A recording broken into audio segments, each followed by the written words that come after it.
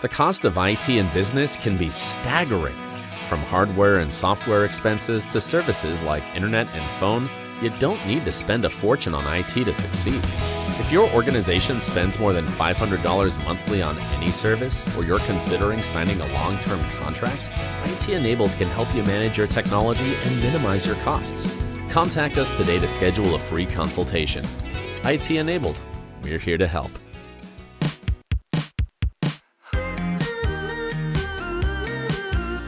Hi, I'm Tara Watson-Watkins, President and CEO of the Lufkin and Angelina County Chamber of Commerce. Welcome to the Connect podcast, connecting business to the community. I'm here today with my co-host, Blake Pollino with BP Media Group. Super excited to have Becca Chance on the podcast this week to talk all about Lufkin Creative. This is something we're super passionate about, super excited about, and for anyone who's ever had a question about what a cultural district actually is and how that's going to help our community, we're answering all those questions in this podcast today. So let's get into that now. We're excited to once again talk about Lufkin Creative. We've had different people on over the last 2 years to talk about what's coming, but we're excited this morning to have Becca Chance. And so, Becca, why don't you introduce yourself, talk about how you got plugged into this, and then we'll talk about where we are right now with Lufkin Creative. Okay. Sounds great. Becca Chance, I've been I'm a native of Lufkin. I'm a 7th-generation Texan, so born and raised here. And, you know, my connection with Lufkin Creative came about through the Angelina Arts Alliance. And I was the incoming board chair. And actually, the concept of applying for a cultural arts district designation came out of a strategic planning committee session that happened in 2019. It seems like forever ago. It does. It really does. And it kind of is. Now we're going on year 4 of working on this project. But essentially, that's where I came on the picture. And, you know, that concept of, okay, what is a cultural arts district? And why should Lufkin be interested in this? So that's where it all started. Nice. We're excited that you're here. So, you know, we've talked about briefly, but for those that maybe are just joining us for the first time and really don't know what a cultural district does, can you explain that? Absolutely.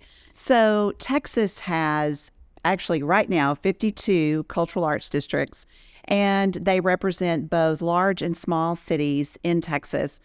Cultural arts districts, I would say that, you know, I can tell you what the goals are as the Texas Commission on the Arts states them on their website. And it's to highlight local culture, to attract tourism, and to re-engage neighborhoods, to revitalize neighborhoods and drive economic and cultural growth. So that kind of in a nutshell for Lufkin, you know, why Lufkin and why do we want this here? For all of those reasons, you know, and to just raise the quality of life for our citizens, our tourists, and any incoming businesses related to the chamber. So, you know, the one thing we hear at the chamber is that we have all these different industries that are here and have grown and have come back and are being bought. And the thing that we hear at the chamber is we want you to keep the people we hire here. Yes. And so, you know, they're getting phenomenal training here, whether it's with Lockheed Martin or Fosse, all of these different places, but we want them to stay here. We don't want to take a lateral move, get them trained, and then they move. So it's just another great reason to be able to have young people want to come and stay and grow families here. Absolutely. It's such a big driver. So we talked about this on the podcast a couple weeks ago, but when people search for the podcast, one of the big reasons they find it is they're looking for economic development information or the dirt on what businesses are coming to Lufkin. I shouldn't say dirt. It's always good news. But what we've seen happen, and we had the city of Lufkin on talking about enticing businesses to come to Lufkin. And we've had Bob on the podcast multiple times, yes. Bob Sanford of the Economic Development Corporation. And one of the things that he says is it's so competitive. Like every city in Texas is willing to give tax abatements and all of these incentives to come that it's kind of like, what else are you going to do? And that ends up being quality of life. Like how great of a place to live is this city where we're going to bring our employees, and how are you going to keep our employees here because it's a nice place to live. And we've won business that way, you know, like our airport being one of the reasons that like they loved, you know, certain little aspects of this. We can't overstate the importance of a cultural district, and these type of things when it comes to economic development, right? Well, that's so true. And I'm so glad you mentioned that because, and this relates directly to the Chamber as well as the CBB. We did some research, obviously, when we started our feasibility study in 2019 through 20 and 21. And what we found was the arts in Texas is a $6 billion industry. It employs over 900,000 people, and it affects the taxable sales base by $2 billion. And that has increased over 30% in the last 10 years. So, I think people originally looked at the arts and think, oh, that's a fluffy thing. That's a pretty mural over here, some public art on the street corner. And all that is true because that does increase the quality of life. But in addition to that, these are real dollars that I think in the past have been overlooked. And so I think through these cultural arts districts, this data has been distributed, and now people are aware that, oh, you mean the arts employ 900,000 people in Texas? And that in itself is economic development, in addition to drawing tourists and raising the quality of life for your citizens. That's right.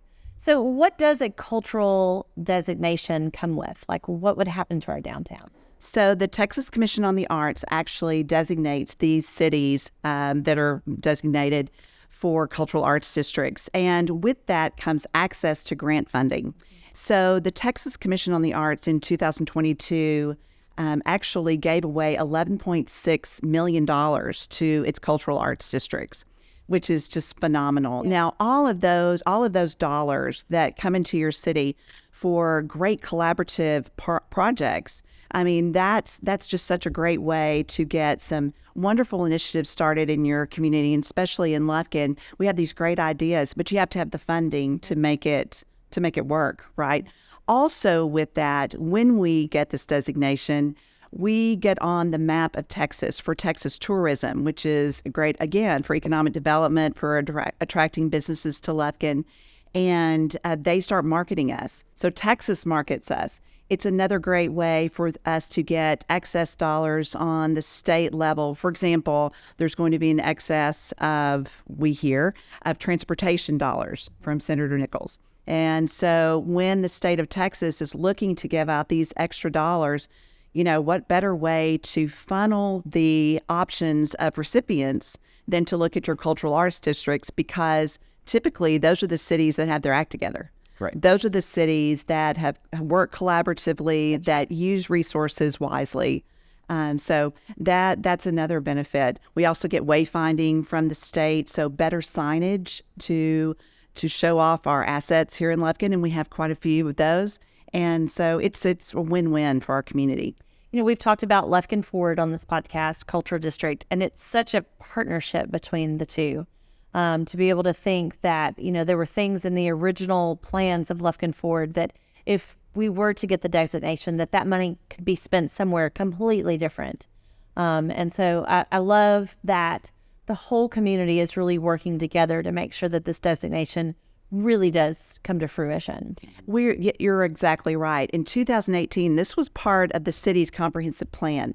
So it goes back into 2018 that they said then, the city was like, we want a cultural arts district in our town, whether or not that state designated or not at that point. But this went back to Keith Wright, then to Bruce Green, and now to Kevin Gee.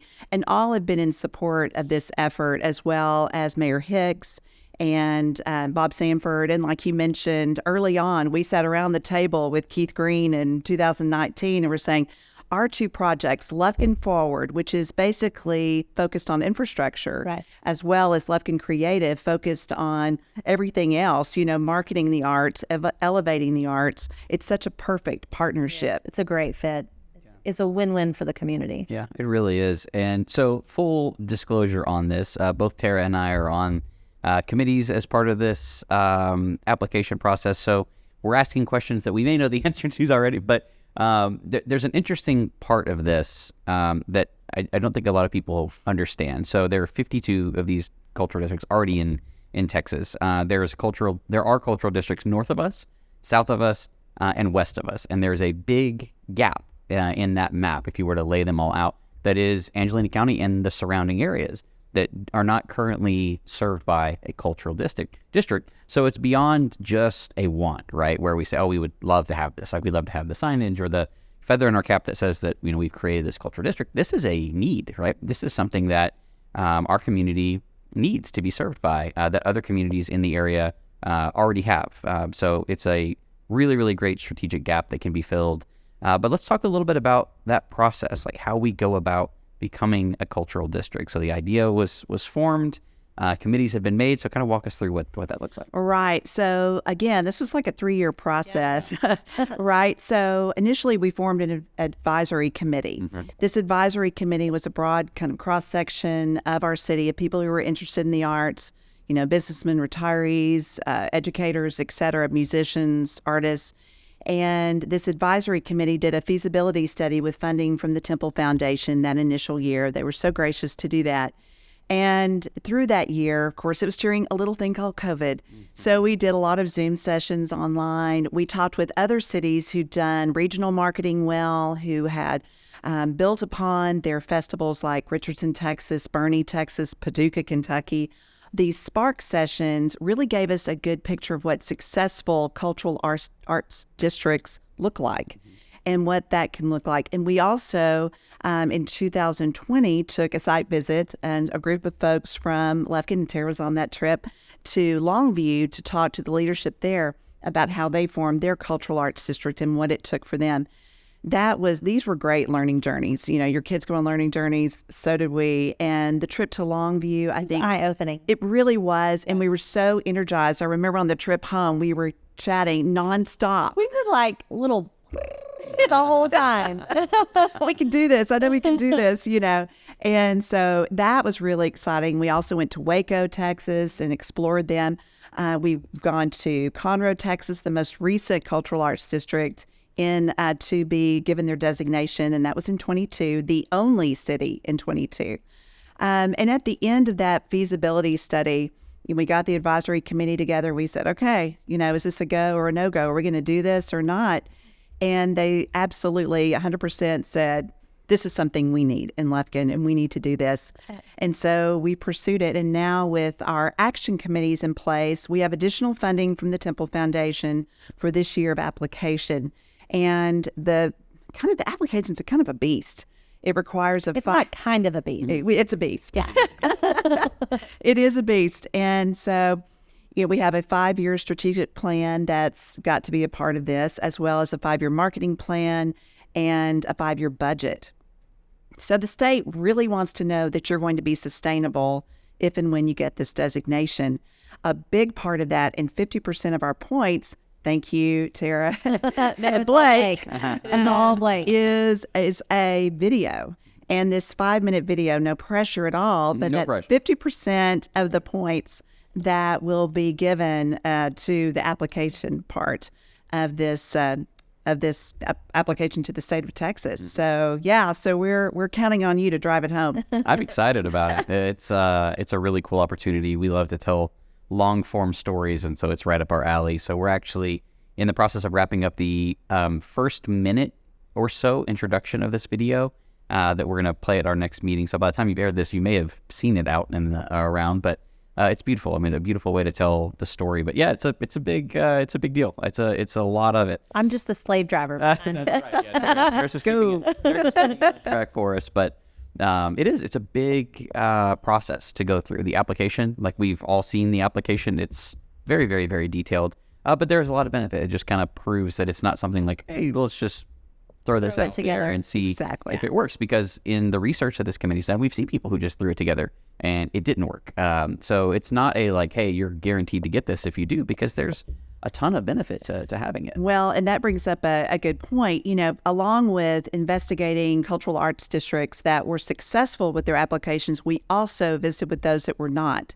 Right. For example, I mentioned Conroe was the most recent city that was given their designation, but this was Conroe's 4th application. Wow. So it was really telling to sit at the table and say, okay, what happened with these first 3 applications and what was the difference with the 4th that drove it home. And so that, I guess, learning also the mistakes, the challenges that we might face really also has helped us quite a bit along the way. But we submit our LOI at the end of this week to tell the state that we're excited about applying. And then, in their words, they put us under the microscope and they start really looking at our social media, our website, and what's out there, and actually send secret shoppers to Lufkin. We love secret to look around. Love secret. Yes. Yeah. Yeah. It's been an interesting process because Lufkin does have a lot of art. We do have a lot of culture that needed to be highlighted. And a fun story about this, as we've gone through these committee process and trying to figure out, specifically on the video side, we want to interview artists and local people to tell their stories about being artists in our community. So we sent out to everybody that's on these different action committees and asked to help put a list together of the different artists that are here. And I wish you could see this list. It's huge. I mean, it's massive.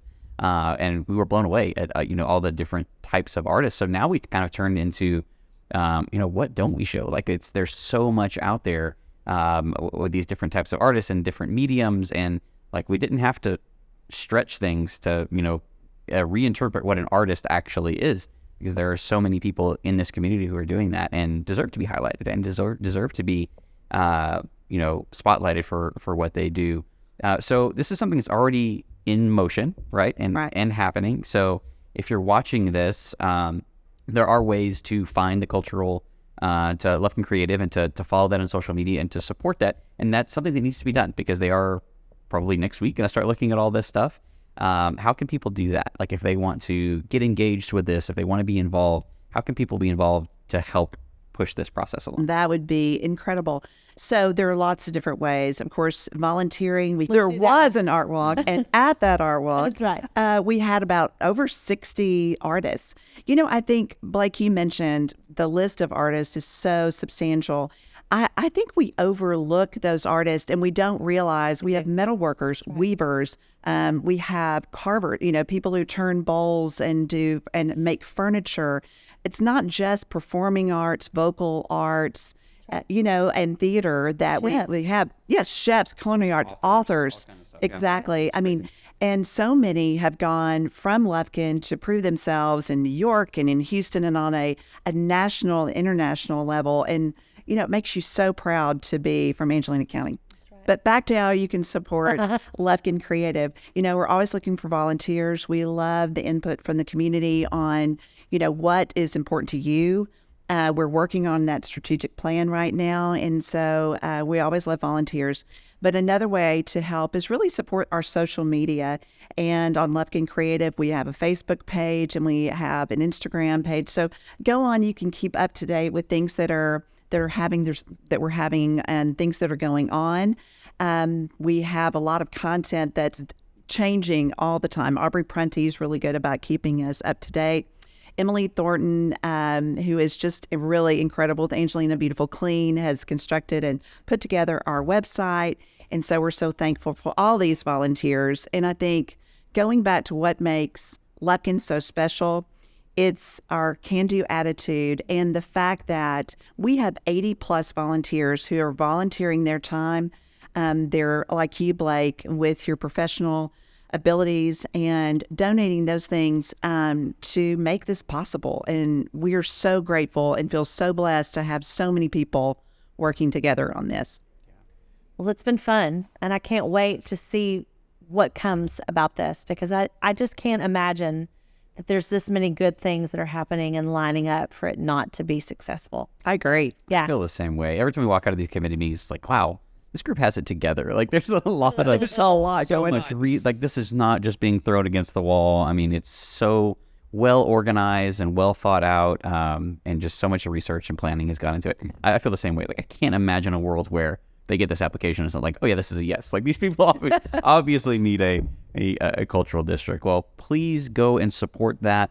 So you can find that on Facebook, on Instagram. As you're listening to this, we will have already submitted the LOI to the state.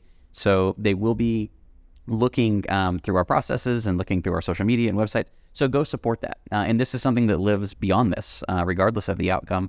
It's a great way to get plugged in. I'm loving the profiles that we have of local artists, many of whom I had never even known of. Like I'm a local artist, and there's a lot of these people that I didn't know about. So it's a great way to get plugged in with that, to learn about these awesome events like the Art Walk and other things that are coming up. So please make sure you go, like right now, like stop, if you're listening to the podcast, whatever you're doing, open up the Facebook app, go and like the Lufkin Creative Facebook page, go and follow it on Instagram, like all of the things, share all of the things, do all of the things so that it will help support this. So what else do you have to say for our listeners?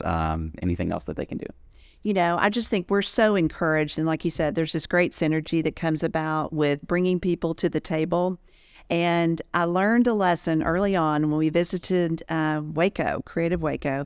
Their executive director, Fiona Bond's a rock star. And what she has done by bringing people to the table has been just such a beautiful thing there. And I asked her, one of the questions I asked in our session was, what does it feel like to get the designation? Is it just awesome to be able to say that you've achieved this and, that you're kicking off your official cultural district and all? And she goes, really, the beauty came in the collaboration way before we ever got this designation. And I believe that to be true. Now, where we are in our journey, seeing what was, I think, different assets, different groups operating in silos instead of cooperatively talking and working together, because I think now they've seen that together when we're working together, obviously the product is so much better and so much more far-reaching and makes a bigger impact on our community and to our visitors and to our residents. And so I completely 100% agree with that. Whether or not the state through their eyes designates us as a cultural district this year or not is up to them. We're going to give it our best, our 110%, and I feel fully that we are ready and primed to do that. But if for some reason we're not, try again, and we will.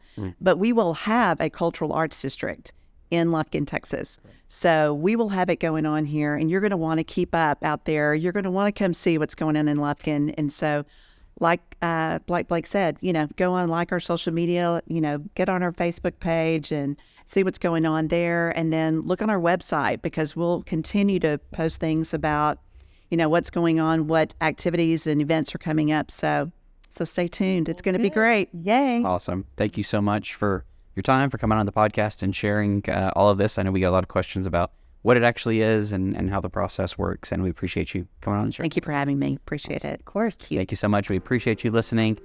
Maybe the biggest ask that I've ever done on this podcast. We don't ask a lot of our viewership and our listeners, but please go and make sure you're liking, following, sharing, interacting, comment on the posts, because that just will help our community be a better place to live and really help push this along. Thank you so much for listening this week. Please share this episode with somebody that you think will find it interesting, so that they can keep up with us every week when we share stories just like this. Thank you so much, and we will see you next week.